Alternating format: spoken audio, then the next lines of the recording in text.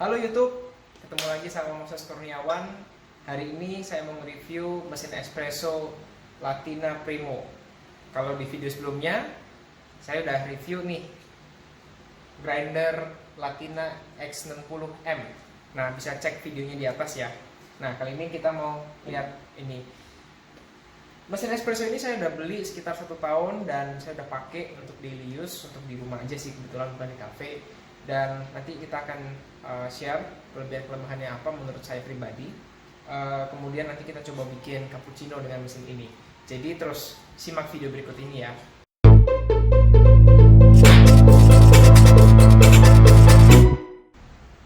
Nah, jadi kita mulai dari spesifikasi dulu.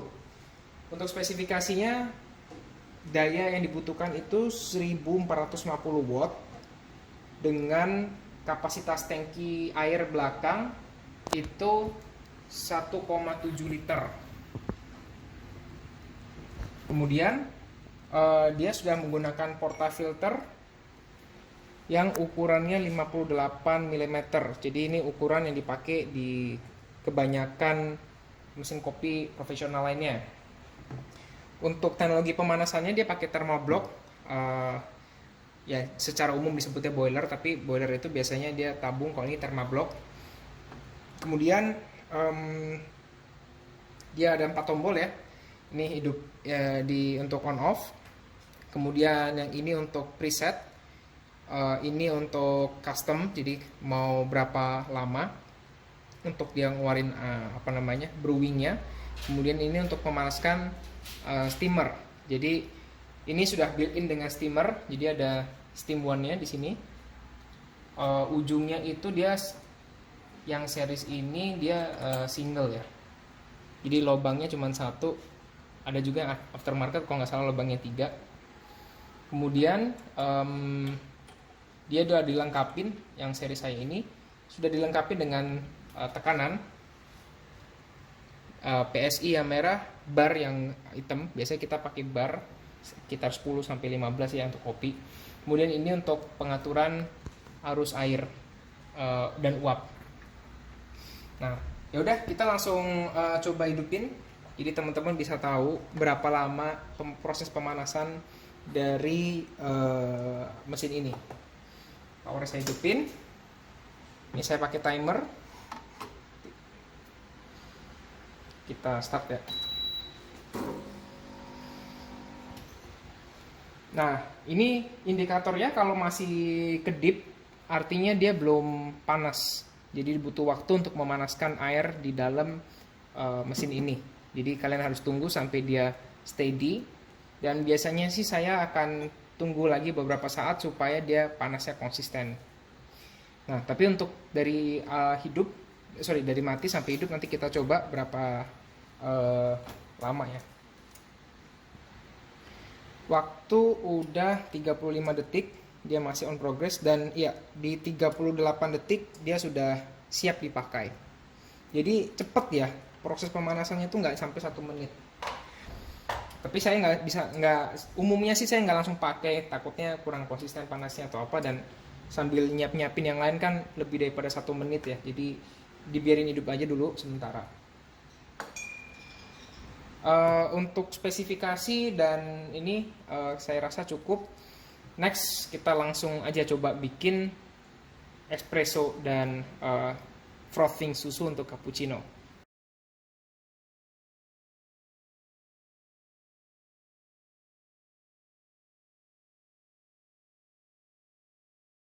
Oke, sekarang kita bicara portafilternya. Portafilternya built-in untuk 2 size. Yang satu itu untuk single shot, kemudian yang ini untuk double shot. Umumnya sih saya pakai yang double shot, jadi ukurannya udah standar. Nah, cara pasangnya tinggal diginiin, dipasin terus ditekan. Nah,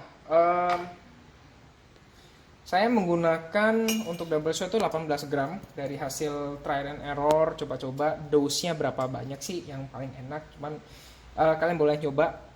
Kalau lihat itu sih kapasitasnya kalau nggak salah itu dari 16 sampai 20 gram untuk yang double shot. Nah, dari paketnya udah dapet temper juga, seperti ini tempernya. Punya saya tempernya pernah jatuh, jadi agak nggak rata ujungnya ya.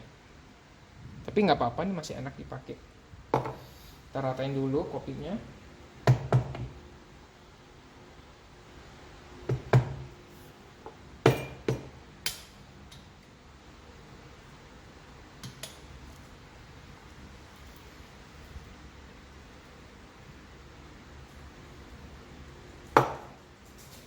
Terus seperti biasa ya, di flash dulu.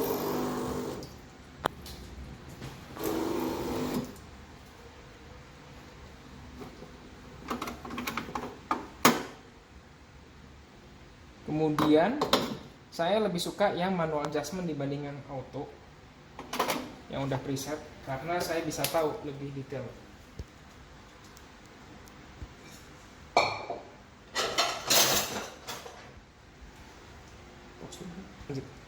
Nah, ini dia ketemu blast shotnya. Oke, udah ready. Kita reset dari 0, ini jadi 0. Nah, ini untuk ketika start dia akan mulai, dan nanti diklik untuk di berhentikan. Nah, kalau bisa didengar dia ada 2 kali. Jadi yang pertama itu kayak pre-infusion dulu, terus yang kedua dia baru keluarkan ininya full air panas. Tekanannya tadi di atas 10 sampai 15, terus sekarang konsistensi 10, berangsur-angsur turun.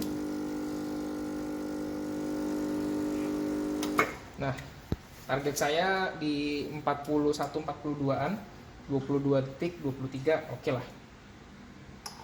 Nah, ini espressonya ya. Jadi bisa dilihat di zoom. Saya nempingnya agak kurang rata, tapi ya kelihatan ya, ada krema, ada bodinya, ada, dan hasil brewnya saya akan tunjukkan ke kalian semua.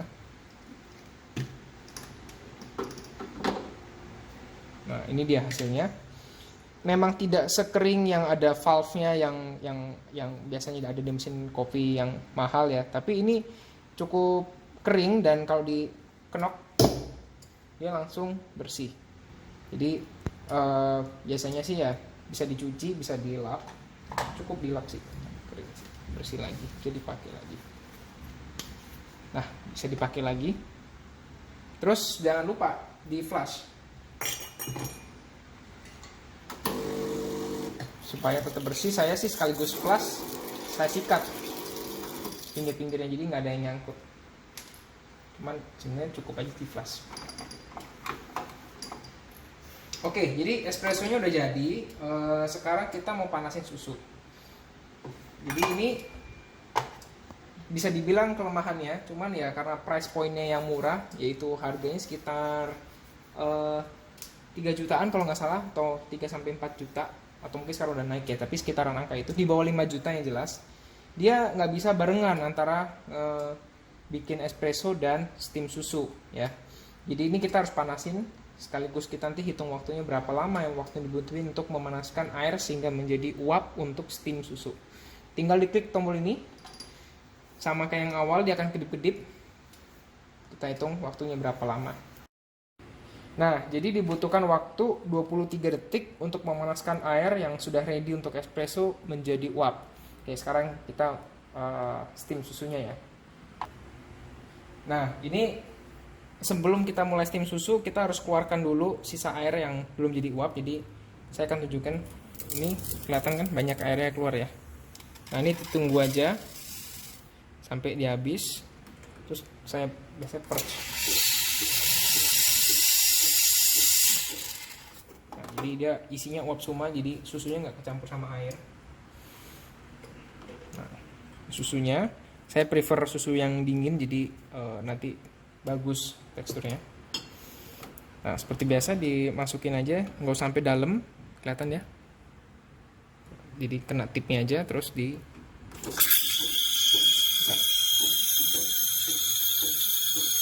suaranya mungkin akan kenceng kayak desingan, tapi ketika kalian mundurin dan kena bubble-nya, dia akan mulai suara seperti bubbly.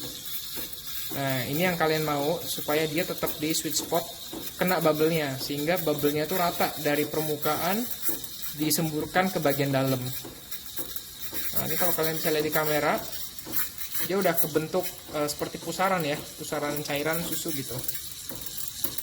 Dan ini sedikit demi sedikit saya turunin supaya dia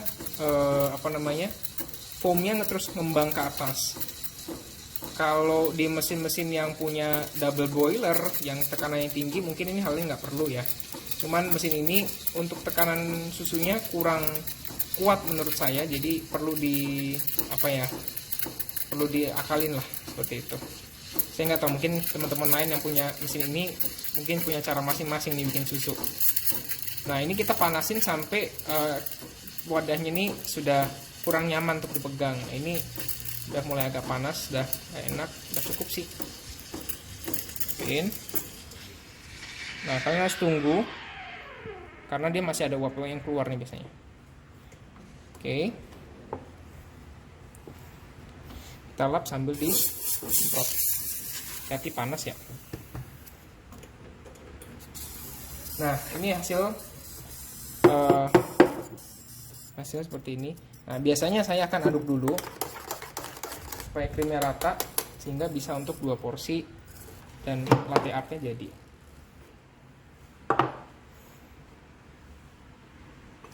Kita coba bikin latte art. Nggak pas angle-nya.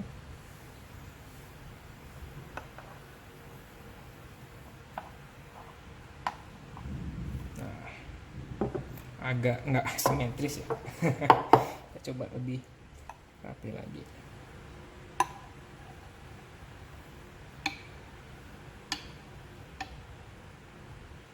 Oke, yang kedua better. Balik dulu biar kelihatan. Nah, jadi bubble-nya untuk kedua gelas kalau diaduk tadi ya, dia akan cukup konsisten dan dia habis di sininya. Kita pakai semua ini, jadi bisa dibilang konsisten.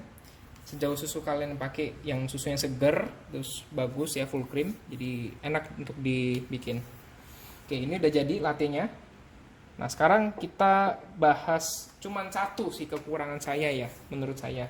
Yaitu setelah kita pakai untuk steam, kita harus dinginin.